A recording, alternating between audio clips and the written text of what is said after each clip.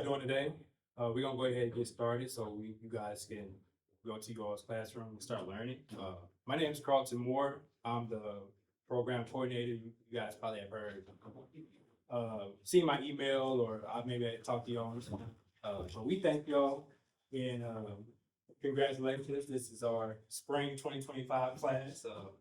We thank you all for trusting us with your time, your Saturdays, because you know it's a Saturday. You could be doing anything else right now, but we thank you for spending your Saturdays with us. I talked about in the beginning, you all are going to be doing a project. Your project is to start a service-based business. So we have a selection of businesses that I would love for you all to pick from. They're different types of industries. So as you have seen, teamwork is going to be huge. Collaboration is going to be huge. Communication is going to be huge. Leadership is going to be huge. All of these soft skills that you're going to be learning over the next 3 weeks are going to be really big for you to be able to show up and do that project together because it's going to be a showcase. So again, remember, what did I say? I'm competitive. So what does tier 2 need to do? Each of you has the potential to do great things, and it may not occur to you now what you've accomplished over this last 2 months, but you're going to find yourself seeing things differently and opportunities that come up that you'll have some idea of how to use that to your benefits. That's why a lot of folks do that travel nurse. So that's why you trying to do this. So you can Yes, of course, for the money, but she has a passion for it as well. Yeah, and of course, money is involved, but she has a passion. My name is Dwayne Washington, owner of Washington Graphic Designs, and I've had the opportunity to come in to be with Tier 1. The tier 1 class are the 14 to 15 years old. Well, I was really into it for a surprise for them, but those guys, they really did well. Everybody had an opportunity to start their own like clothing line or name of their business, and we learned about Affinity software. We talked about Affinity software. I showed them some of the tools, how to use the toolbar, the color bar, just a general perspective of some of the things that you would actually use to know the tools in the program. So this is my first time doing Yeah. a boot camp, a digital boot camp. And I think for me, I love how they come in and they're like, okay, we don't know what we want to do. But by the end of the day, they are super excited. I love to see the involvement that they have now in week 3. They're like really into the exercises, really into what we're talking about. So just the evolution of, it's a Saturday morning, coming in at 8:30 in the morning, and they now are like, okay, we get it. Well, let's back up. Now, tell me a little bit about yourself and what you do. Okay, so I'm Tamara Gavin. I have my own business, marketing and branding company called P22 Creative Suite. P22 Creative Suites. Yes. Okay. I really appreciate it. Thank you for taking time out of your Saturday to talk to these kids, and hopefully they got impacted in a way. And hopefully this wouldn't be the last time. Oh no, we partner and collaborate. Definitely enjoyed myself, and and anytime that I could say something to help these young cats, I'm always down, because if somebody had invested in me, I would have shaved off a few years of wasting time. Yeah. And I tell my children, don't wait till you're in your 40s, then all of a sudden now you want to get life together. My daughter, she's in her 20s and she's in college, getting ready to go to med school soon. And she's always like, oh, it's so hard. And I said, but you think about it.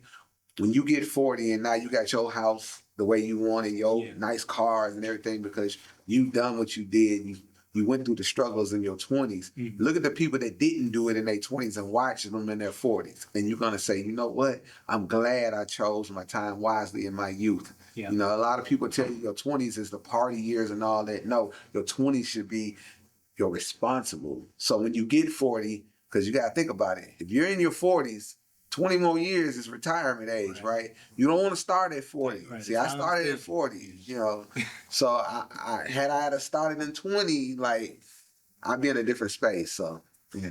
Man, Thank you so much. All right, man. When I was in the industry, they called me XP. This year, Lord willing, I'll be turning 44. Graduated 1999 out of high school. Graduated Fulton. Okay. Got out of high school, came to this college right here, because college was preached in my house, go to college, go to college, go to college. So I was like, let me give it a try. But at the same time, I was in the music industry. Been doing music all my life. And I came here, and I'm gonna be honest with you, I wasted my life here. Because I got wrapped up in the music, and the music, the record deal offers was coming, all the opportunities for the music was coming. So I left college and I went into the music entertainment industry. And that's when I got a real awakening about life. But people will say things that are not factual. But you need to know what the facts are from what the inferences are. You know what an inference is? That's where you assume something. Not something you know, but something you assume. For example, is it gonna rain tonight? Some people may say, well, you know, it's not sun shining now, so I think it might rain. Somebody else might say, no, I think it might clear up. We don't know. We can infer from the fact that it's cloudy that it might rain tonight, but that's not a fact that it will rain tonight. Can any one of you tell me, oh yes, I know for sure that by 7 o'clock tonight, there's gonna be a lot of rain? Can you all prove that? I can't. Even the weather forecast could forecast it and be wrong. That's an inference where you assume something based on something that is a fact. Is it cloudy outside? Do y'all know what it looks like outside? I just came. I can tell you for sure it's cloudy, but that doesn't mean I can infer it will rain because it is cloudy. So don't let inferences lead you. Facts should be the things that should guide you, okay? I'm gonna ask another question. Same thing I just talked about. If I told you it was cloudy outside right now and I just came from outdoors, is that a fact or an inference? If I just saw it and I could prove it, I could take all of us now and say, let's walk outside and look. Would that be a fact? A fact is something you can prove. But if I said it's gonna rain at 2 o'clock today, can I prove that? Can y'all prove that? So that's a what? Opinion or reference, or what's that third word? Inference. You're inferring something based on something that is true.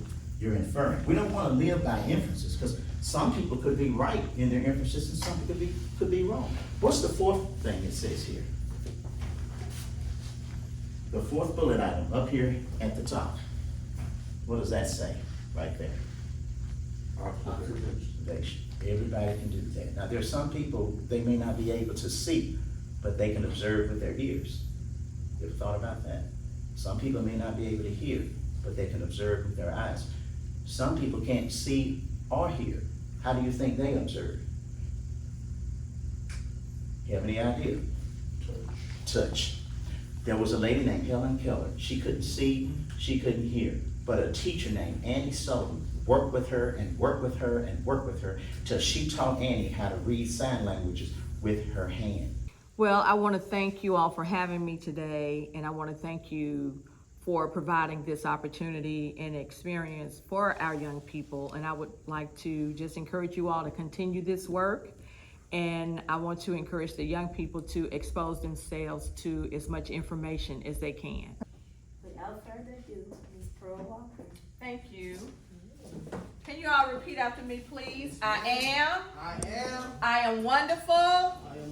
I am wanted. I am loved. My family loves me. Is this against any philosophies or something you have? No. Okay, well, I'll start over. I am wonderful. I am loved. My family loves me. My community loves me. My God loves me. And I love myself. Once again, I am Councilwoman Pearl Eva Walker for District 3. And where is District 3? It's the east side of the world famous Elvis Presley Boulevard, going in that direction, taking in Oak Haven, most of Hickory Hill, a part of Parkway Village, and like I say, the eastern portion of Whitehaven. So I've been asked to speak to you all about time management. Kim made a reference to me being in the beauty industry and working by appointment. And for that part, so now, people make appointments online with these apps and things like that. But back in the day when I started, we did it the old-fashioned way with appointment books and scheduling. And so to be good at that, you gotta be good at math, not like being a mathematician, but just having basic math skills, adding, subtracting, and division. So if you're putting 2 clients in 3 hours and you split that time in half, how much time is that per client? Yes, very good. What's your name? Jalen. Thank you, Jalen. So things like that. And that's why I said it requires math. So And like what I was telling the young people a little bit about my life, I am not ashamed to say that I'm a third generation from slavery. And I let everyone know that I grew up in a house that my grandfather built from scratch. He made his own concrete and all that good stuff. And the things that all 12 of us have accomplished in our own way Right. have been a testament to the people that raised us. Yeah. Now, tell me, in addition to that, what are some of the other things that you shared with the young people today in our Ascent Digital Bootcamp? Okay. What I tried to parlay to them was it doesn't matter the circumstances you start out with.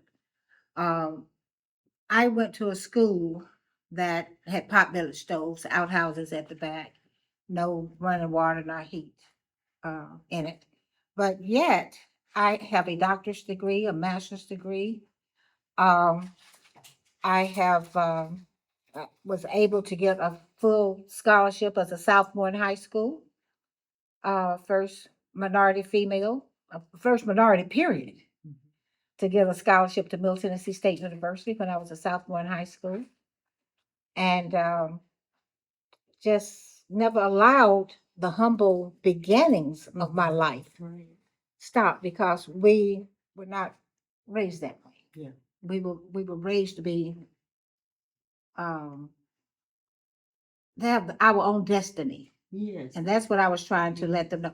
It doesn't matter where you start out, it's where do you want to go. Yeah. It doesn't matter the humble and the meager beginnings. I'm gonna be real. All right? Real.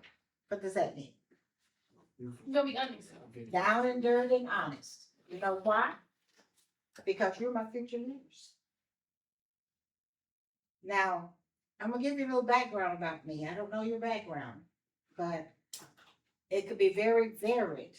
And a lot of times, we have a tendency, I'm gonna leave it, you know, I'm always, we have a tendency to believe that only certain people out of certain categories can be leaders. But the most famous leaders that have ever led the world came from humble beginnings. Now, what does that mean? Less fortunate persons. That's right. Because you know what makes a good leader? It's when you find something that needs to be done and no one else feels the bill to do it. And you rise. And you can rise from anywhere and anything. Now, you see me here, right? I'm a product of the 60s, so I've still got a little militancy in there. But You said What? rich. I still have a little militancy, you know. Angela Davis? Oh, maybe. No, a little defiancy from the 60s. Now, I'm gonna walk through here and I'm gonna show you some things. You see this right here? This is where I came from. That's the house I grew up in. No running water. Bathroom was outside. You prayed that a bug or something, when you sat down, wasn't trying to escape. Success is a mindset. Success is a mindset. It's a mindset. Yes. It's knowing, and one of the things I talk to them about is knowing who you really are if you want to be a leader. Yes. And I also gave them examples of tough decisions that I had to personally make as a manager and a compliance officer and an analyst with IBM. Wow. And so when you're You have to talk professional. That's exactly right. And look, you can flip the script anytime you want to. You can talk professionally, and then when we go into our spaces with our peers that really know us well, then you can be true to your hood. But I'm gonna tell you something. Taking that into a professional space, it will not work because they will not understand it. I made a simple mistake because I don't think that I'm very good at slang. Never have been. I wasn't considered the popular one in school. She can tell you that. But look, I can tell you this. That's right. We were together. We weren't. But we're here teaching, right? So I said this in a boardroom. I had to make a presentation, and they was like, "Oh, you did good." I dropped the mic. They had no idea what I was saying. creative juices flowing. Yeah. So what was that like to interact with the young people?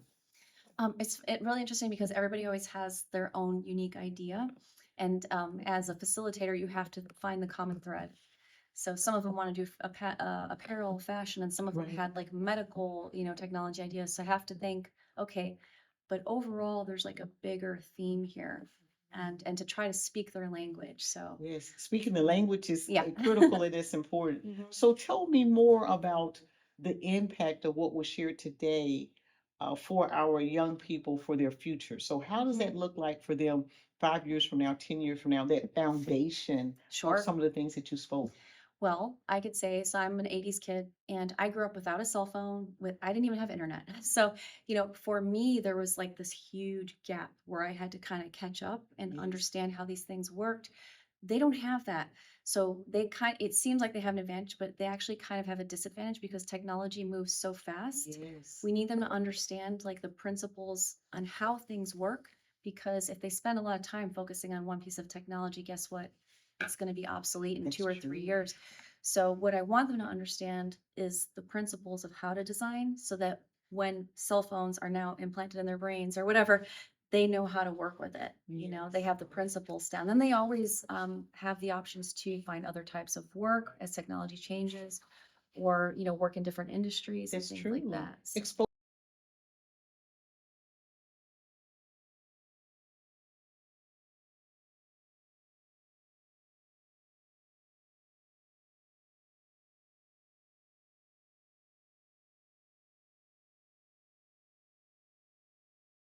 Question, what can you tell me about what you've learned at the boot camp? I learned how to deal with cameras. I learned how to deal with cameras, and my sponsor, she had talked about which is called Ascent and stuff. She helped me learn more things. I learned more. Tell me something you have learned from the boot camp. Well, at the boot camp, I've learned about marketing and the importance of marketing and how you need to be able to attract an audience to really make your business successful. I started the boot camp. I started the boot camp because my pastor Mary and my mother saw it and introduced it to me, and they just kind of said this could be something I could do to help me because I want to get into real estate when I'm older, and this could really help me with that. Tell me something you have learned from the boot camp. Something I've learned from this boot camp, something that stood out to me the most would probably be how to just like have communication and creation of content, such as things that help me how to capture, how to communicate, and just how to create a good story, a good capturing story, how to both capture. What do you like about the boot camp? What do I like about the program? I like most of it. I'm learning new skills and I'm having a good time. What do you appreciate about the boot camp? I appreciate it taught me a lot of stuff that I can take into the real world when I get older. I understand the difference between good money and bad money. I actually got one. Do you have a business idea? Yeah, my business, what I want to do when I get out of high school is start me a clothing line, different stuff like that. Probably start reselling clothes in Columbus. This maker, try to get my business. Thank you for your service. Now, with this recently attended Ascent Digital Bootcamp, what was it like for you? It was a very new experience, especially cooperating and communicating with a whole group of people and new people in my experiences. Okay, so what was one of the key takeaways for you for the bootcamp? It's a lot of communicating and collaboration. Yes, that's good.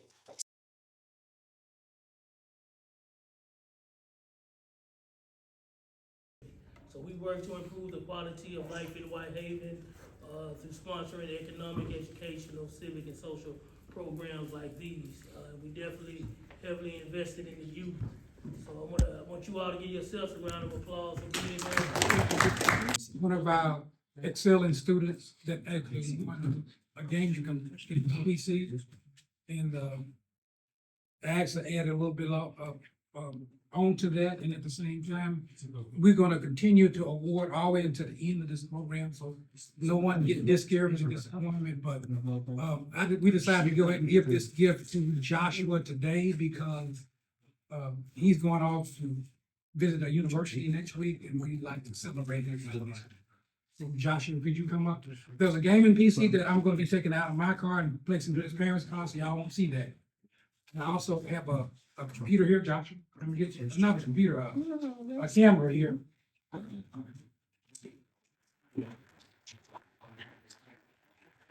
This is a handy camera kit, he can actually use. I capture with it. I actually showed them a video that I created with it and what they could actually do. I'll show you how to do it. You remember this week, sir? Oh, no, sir, okay. You gotta look at the camera. You can take it.